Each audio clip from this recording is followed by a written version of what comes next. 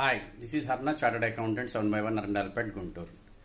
2022లో RBI circular ప్రకారంగా ఎవరికైతే non individuals కాకుండా అంటే ప్రొప్రైటర్స్ అవ్వచ్చు, పార్ట్నర్షిప్స్, కంపెనీస్, ఎల్ఎల్పీస్ ఎవరైనా సరే బ్యాంక్స్ దగ్గర కానీ ఆర్ ఎనీ ఫైనాన్షియల్ ఇన్స్టిట్యూట్స్ దగ్గర కన్సాలిడేటెడ్ బారోయింగ్స్ 5 crores కంటే అబవ్ కనుక ఉంటే కనుక వాళ్ళందరూ కూడా లీగల్ ఎంటిటీ ఐడెంటిఫైయర్ కోడ్ అనేది ఒకటి ఖచ్చితంగా తీసుకోవాలి. సో ఈ కోడ్ నంబర్ అనేది మనకి ఆర్బీఐ రికగ్నైజ్ చేసిన లీగల్ ఎంటిటీ ఐడెంటిఫైయర్ కంపెనీ వాళ్ళు మాత్రమే ఇది ఇస్తారు.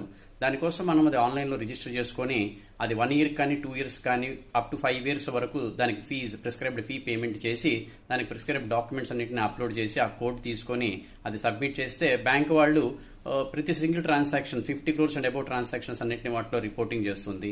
సో ఈ బల్క్ ఫైనాన్షియల్ ట్రాన్సాక్షన్స్ ని మానిటర్ చేయడం కోసం అని చెప్పని ఆర్బీఐ ఈ సిస్టమ్ తీసుకొచ్చింది. For more information contact us at 7/1 Narandalapet, Guntur. Thank you very much and wish you good luck. Subscribe